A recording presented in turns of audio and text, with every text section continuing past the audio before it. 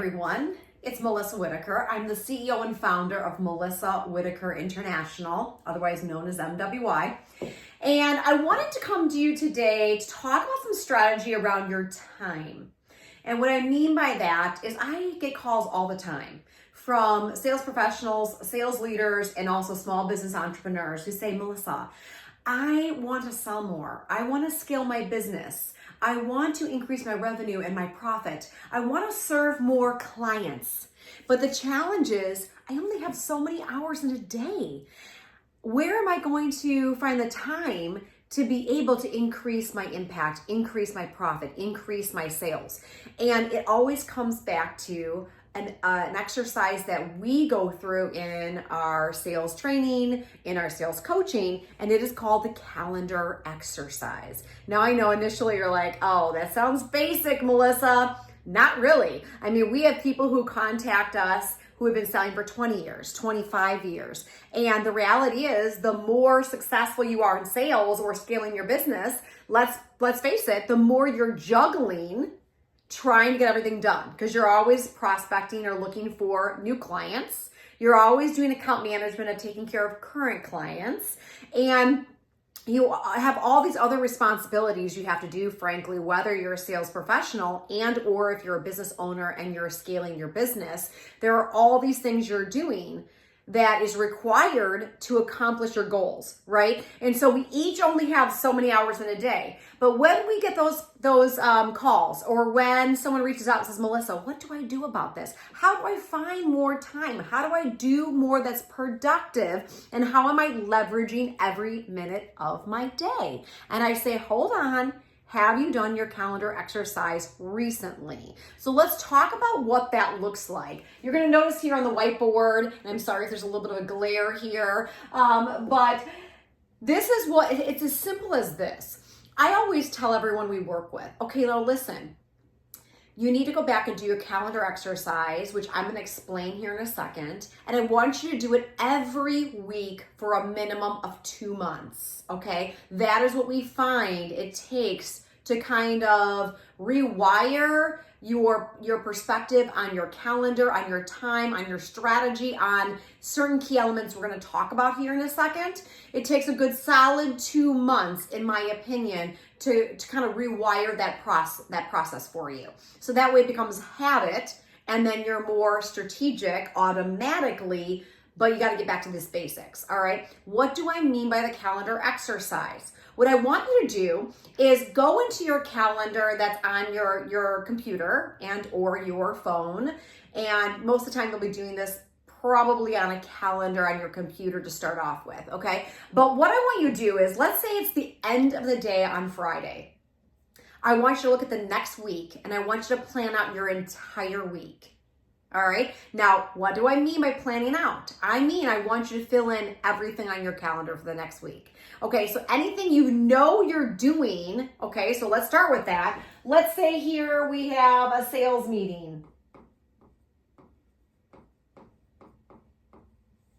If you're a sales professional or sales leader, you might have your team meeting here every Monday morning.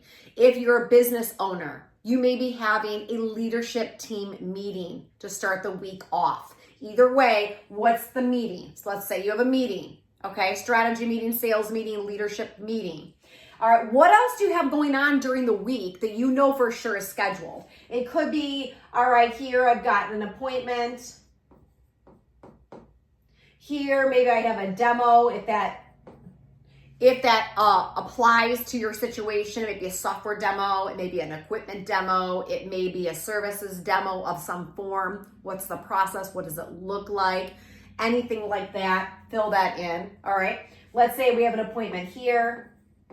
Now, by the way, the appointments can be a phone appointment or they can be an in-person appointment. Either one, they can be a discovery call. Okay, I want to be clear on that because we work with inside sales reps, outside sales reps, small business entrepreneurs who are global in nature or just across the US where they're not always in person. They may be doing a Zoom call. So all of those apply. All right. So anywhere you have an appointment. Now, outside of the things that you have scheduled that is like a hard stop and actual time, well, Outside of that, you want to start filling that in with other things you know you have to accomplish. And I'm a big believer as well, by the way, in batching your time. Batching your time. What does that mean? That means that your mind works more effectively and efficiently when you're doing the same type of process in a batch perspective. Like if you are putting together, for instance, recommendation or proposals, and you need to do some work on that and get that ready. If you have 2 or 3 to do, don't do it throughout the day. Try to batch it towards the end of your day. So I always tell the people we work with, can you batch certain activities in the last hour of the day? So let's say we take this whole time frame, and we're going to do activities such as proposals. It may be research on prospects or clients or things that you want to include or you need to know about. It could be database entry, right? It might be your CRM or database entry on things that you're doing throughout the day, or that you prospected, or that you needed notes to get up to speed on, that you're recording. Great time for that. Paperwork, any kind of paperwork. All right, and so on. You get my idea. There's a list of things that you can be doing and batching your time here. Okay? And that way, when you get to the end of the day, you're like, okay, from 4 until 5 or 4:30 to 5:30, whatever that looks like for you. I'm going to batch all these activities. And if I have some of these, I'm going to do it then. If I don't, I'm going to move to other things and prioritize accordingly. All right? That's one key area. I also look at this and say, okay, this time here, which could be, might be 7:30 to 8 a.m. for a lot of folks. Now, I know some of you who are small business entrepreneurs may say, Melissa, no, I don't have those hours. All right, listen, I get that. But what I'm saying is, block off the first 30 minutes of your day, if you're able to do things like social media.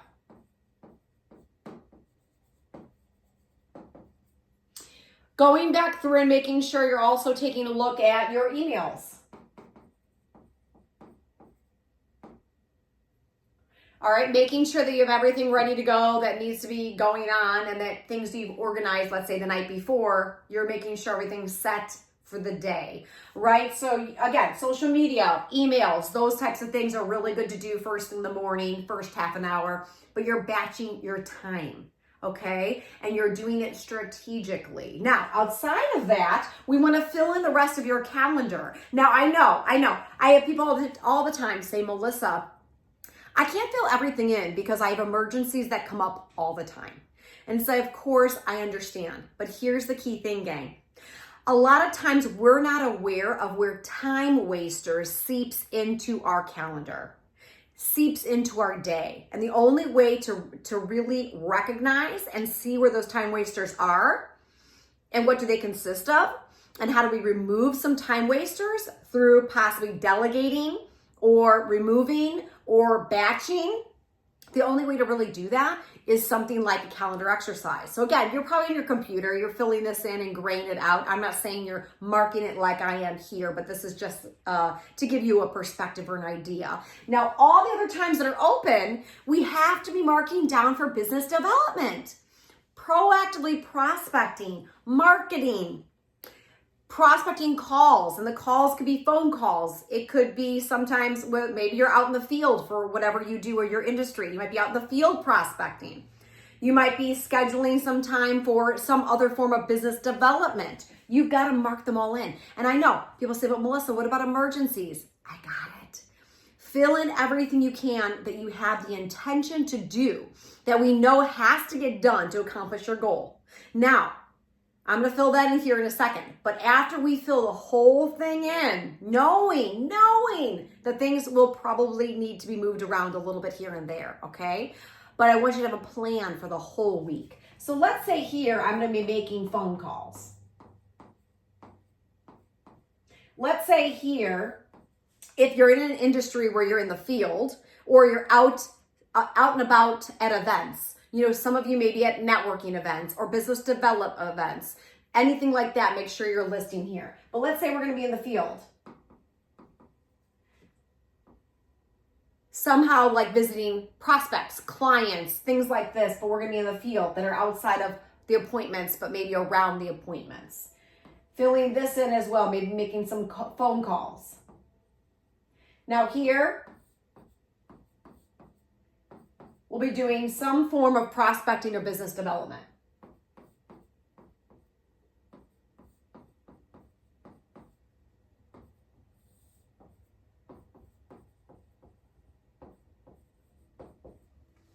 All right, you're gonna see I fill the whole thing in. Now what happens is I want you to take a screenshot of that. If it's on your computer, take a screenshot or print it out, whatever you're more comfortable with. And then what I want you to do is throughout the week, I want you to modify your calendar to what really happened. So that's the caveat, right? So in other words, you might start with a meeting and you had the intention to go to an appointment. Maybe the appointment got rescheduled or got changed. You're going to remove that. What did you fill your time with? Let's say you had the intention of doing phone calls, but let's say there was an emergency that happened, or you got sucked into social media for an hour. Then you need to modify this to what really happened. Where did you spend your time? Now, when you get to the end of the week and you're modifying your calendar according to reality, then I want you to take another screenshot. Whether it be a screenshot of the calendar itself, literally, electronically, or if you're printing that out, either one's fine. Nonetheless, I want you then to look side by side. What did I intend and plan for the week? What really happened? Side by side. Now this is where you find time wasters. That's when you'll look at it and say, okay, I really probably didn't have to spend my time right there doing it. Or I could have pre-qualified something and said to a prospect or a client if they had an emergency, would it be okay if I delivered that or got that to you by the end of the day? Or is it an absolute emergency? I need to get it to you in the next half an hour. Like, which one is it, right? So we need to be like kind of pre-qualifying the urgency of requests. And also, if there is an emergency, do I have to take care of it? Can it be delegated? Can it be something that is moved to either the end of the day or the next day? But we've got to be looking at those things, okay? So look at your calendar. And then I want you to see where you can move things around, make different decisions moving forward, and then rinse and repeat. The end of the next Friday, you're going to plan the next week out.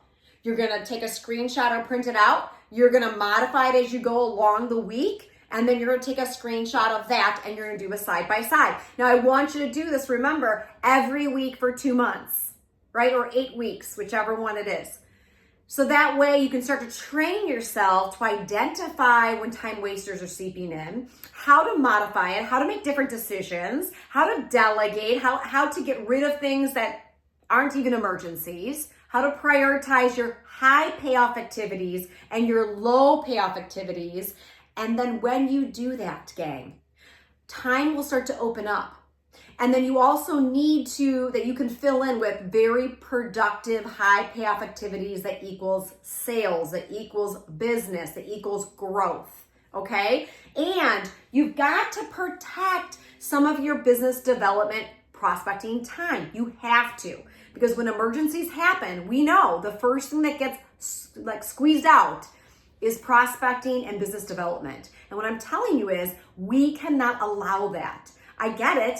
It's never really, a lot of times a lot of us are like, oh, I don't want to be prospecting, or I don't want to always do the business development side. I just want to do the craft. I want to do the service, right? The problem is it's a necessary evil. We have to be doing it. We have to schedule it. It has to be on the calendar, and we have to hold that as precious time that doesn't automatically get squeezed out all the time, because I guarantee you that's what happens. So I'm here to tell you that this is going to be a necessary evil for you. You're going to need to make sure you're doing some kind of exercise like this.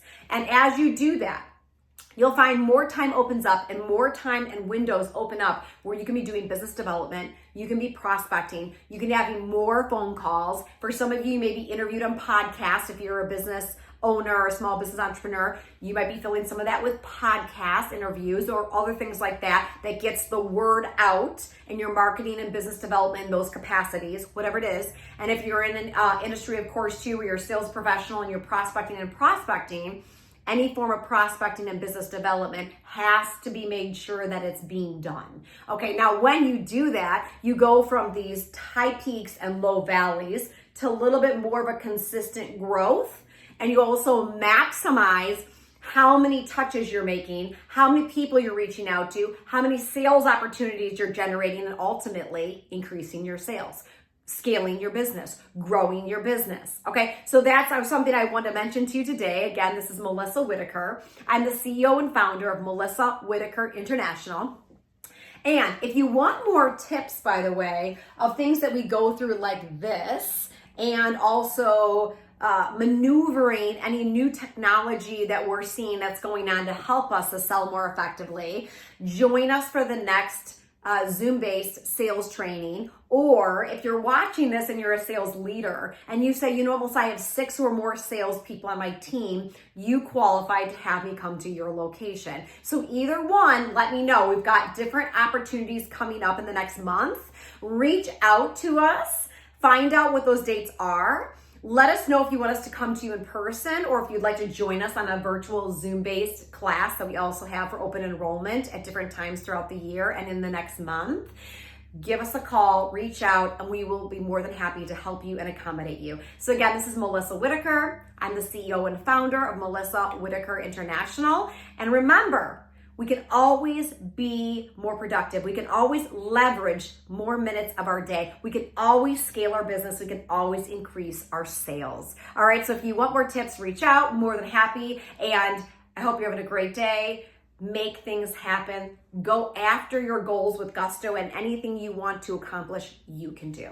Talk to you soon.